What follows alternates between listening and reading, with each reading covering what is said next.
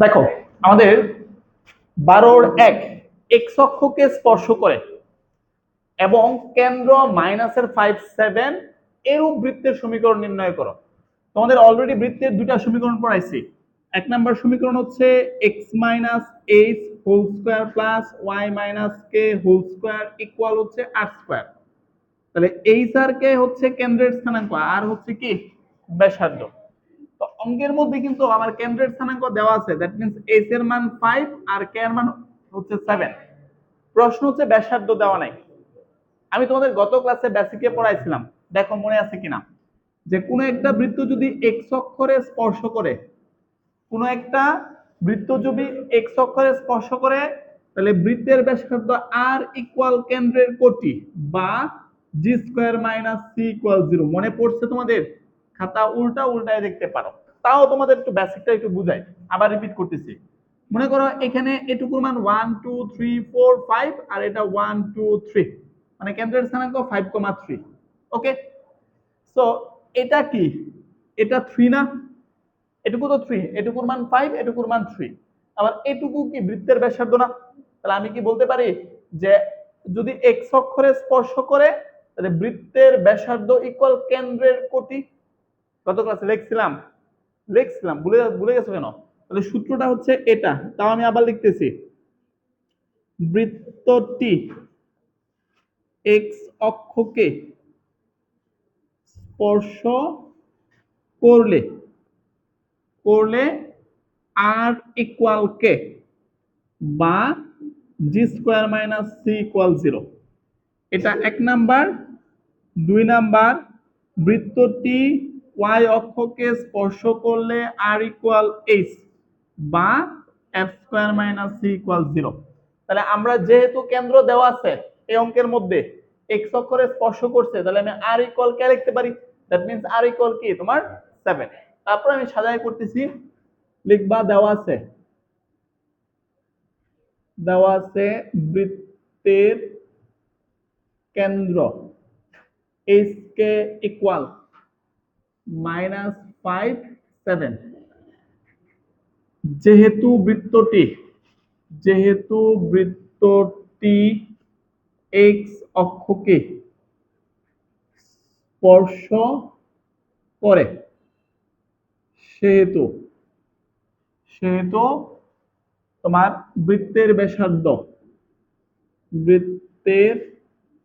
ব্যাসার্ধ আর ইকুয়াল কেন্দ্রের কোটি, মানে 7 মডুলাস হবে, দ্যাট মিন্স 7। কেন্দ্রের কোটি তো 7ই ছিল। অতএব বৃত্তের সমীকরণ x minus h whole square plus y minus k whole square equal কি হবে আর স্কোয়ার। তো তোমার এস এর মান কত? মাইনাসের 5, মাইনাসের প্লাসের 5 whole square plus y minus 7 whole square, r এটা হচ্ছে 7 স্কোয়ার।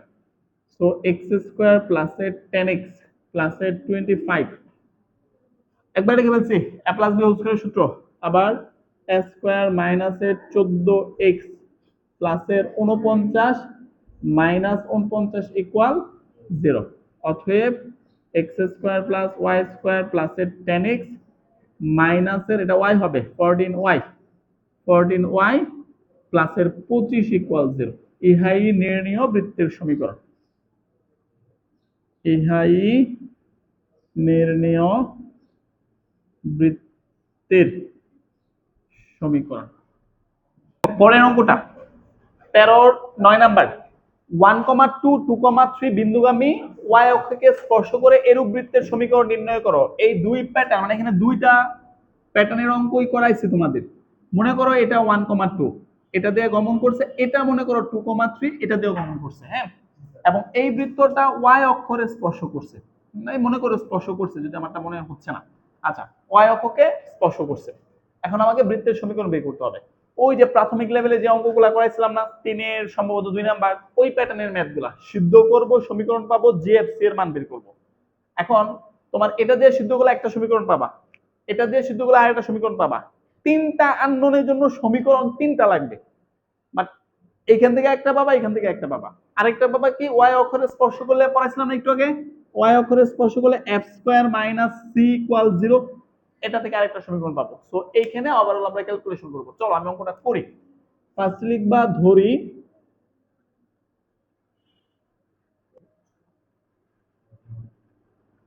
বৃত্তের সমীকরণ x square plus Y square plus 2gx plus 2fy plus c equal 0, this is equation number 1।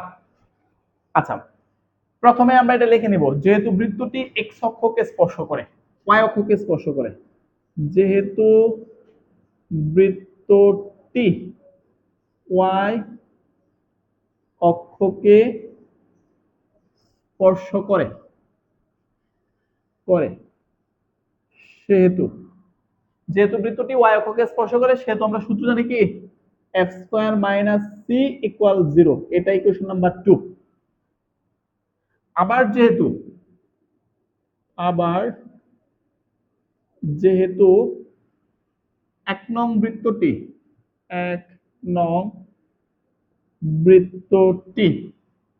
1,2 ও 2,3 বিন্দুগামী, সেহেতু কি হবে, এই দুইটা বিন্দু দিয়ে সিদ্ধ হবে। তাকায়েন, তাহলে 1 2 দিয়ে সিদ্ধ করতেছি, 1 square plus 2 square plus 2g into 1 plus 2f into কি হবে তোমার 2 প্লাস এর c ইকুয়াল 0। তাহলে এখানে হবে তোমার 2g plus 2f plus c equal, এখান থেকে প্লাসের 5 হবে, ওই পাশে নিলে মাইনাসের 5, এটা ইকুয়েশন নাম্বার 2। আরেকটা রয়ে গেছে না, আরেকটা হচ্ছে 2 3, এটা ইকুয়েশন নাম্বার 3। আবার 2 3 দিয়ে সিদ্ধ করতেছি, 2 square plus 3 square plus 2g into 2 plus 2f into 3 plus এর c ইকুয়াল 0। বলো 2g প্লাস 4 4 4, এটা না, এটা 2 2 গুণ করলে 4 হবে। আচ্ছা, তাহলে 4g প্লাস 6f, তারপরে কি হবে প্লাস এর c ইকুয়াল, এটা কিন্তু 9 মাইনাস 13 হবে, এটা ইকুয়েশন নাম্বার 4। এখন তোমাদের দুইটা তিনটা সমীকরণ আছে তিনটা আননোনের জন্য, তোমরা এখন প্রসেসিং করে আমাকে জি এফ সি এর মান বের করে দিবা। ওকে, সো এখন আমরা যেটা করতে যাচ্ছি সেটা হচ্ছে 3 নং থেকে 4 নং বিয়োগ করব। প্রথম কাজ হচ্ছে এটা, 3 নং থেকে 4 নং বিয়োগ করব। তাহলে একটা একটা করে করি। 3 নং বিয়োগ 4 নং, তাহলে 3 নং হচ্ছে 2g প্লাস, বলো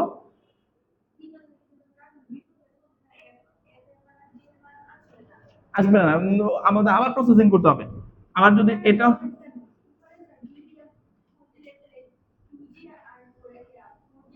আমি প্রথমে ট্রাই করতেছি সি ভ্যানিশ করার জন্য, 2 দিয়ে যখন গুণ করবা তখন সি ভ্যানিশ হবে না, আগে সেটাকে ভ্যানিশ করি। তাহলে 4g প্লাস 6f প্লাস এর সি মাইনাস এর 13, এটাও মাইনাস, এটাও মাইনাস, তারপরে কি এটা মাইনাস, এটা প্লাস, এটা ভ্যানিশ, এটা মাইনাস এর 2g মাইনাস 2f ইকুয়াল হচ্ছে তোমার 8। এখান থেকে মাইনাসের 2g কমন নিয়ে নেই, মাইনাস টু কমন নিচ্ছি, তাহলে g প্লাস f ইকুয়াল হচ্ছে 8, মাইনাস 2 দিয়ে ভাগ করে দিলে g প্লাস f ইকুয়াল মাইনাসের 4 হবে, এটা ইকুয়েশন নাম্বার 5। হ্যাঁ, এখন আমরা আরেকটা কাজ যেটা করতে যাচ্ছি সেটা হচ্ছে 2 নং থেকে 3 নং বিয়োগ করি। 2 নং থেকে 3 নং বিয়োগ করলে কি হয়, তাহলে আবার 2 নং বিয়োগ 3 নং, তাহলে এইখানে আরেকটা প্রসেসিং হবে। বিয়োগ বিয়োগ করবে না যোগ করবা, যেহেতু সি ভ্যানিশ করতে চাই তাহলে যোগ করবে এখানে। তাহলে 2 নং যোগ 3 নং, দেখো f স্কয়ার মাইনাস এর সি, আর এটা হচ্ছে 2g plus 4f plus C, এটা ইকুয়াল 0, এটা ইকুয়াল মাইনাস এর 5। দেখো যোগ করলে এটা ভ্যানিশ, তাহলে এখানে থাকবে কি f স্কয়ার প্লাস এর 2g প্লাস এর 4f ইকুয়াল মাইনাস এর 5। একটু বোঝার চেষ্টা করো, এখানে g ইকুয়াল কি 4 মাইনাস f লিখতে পারি না, g ইকুয়াল f টাকে ওই পাশে নিয়ে গেলাম, ঠিক আছে। তাহলে আমরা g এর পরিবর্তে f এ কনভার্ট করতেছি, লাইনটা বোঝার চেষ্টা করো, f স্কয়ার প্লাস 2 ইনটু এই g এর পরিবর্তে মাইনাসের 4 মাইনাসের এফ প্লাসের 4f, এই -5 এই পাশে নিলে প্লাসের 5 হবে, পাশে অবশ্যই লিখে দিবা 5 নং হতে পাই। এখন দেখো সব কিন্তু কি হয়ে গেছে, এফ হয়ে গেছে, তাহলে প্রসেসিং করলে ইজিলি এফ এর মান আমার পক্ষে বের করা সম্ভব।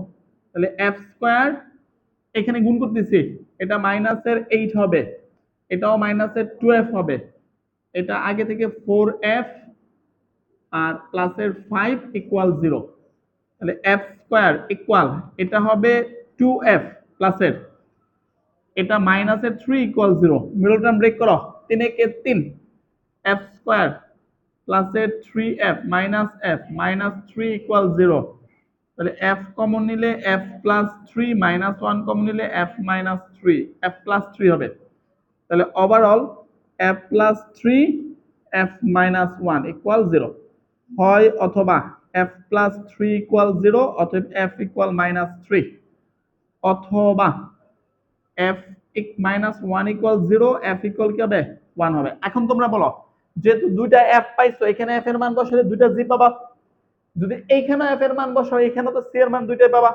তাহলে এই যে ব্যাপারটা লাইনটা শেষ করি, f এর মান -3 বসাইলে f এর মান -3 এর জন্য g এর একটা মান পাবো, f এর মান বলো যুগ্মকে বলো বলো f স্কয়ার, আচ্ছা এটা মাইনাস হবে, এটা প্লাসের 4f না আর এটা মাইনাস 2f না, আমরা যোগ বিয়োগ করে প্লাসের 2f লিখছি, ওকে। আচ্ছা এখন শেষ করি আমি, f এর মান -3 এখানে বসালে g এর একটা মান পাবো, এই f এর মান -3 বসালে c এর একটা মান পাবো, এই তিনটা মান দিয়ে আমরা একটা বৃত্তের সমীকরণ বের করব। আবার তোমার f এর মান 1 এর জন্য g এর একটা মান পাবো, আবার f এর মান 1 এর জন্য c এর একটা মান পাবো, এই মান দিয়ে আরেকটা বৃত্তের সমীকরণ বের করব, আর মানে বৃত্তের সমীকরণ দুইটা হবে। না কমপ্লিট করো।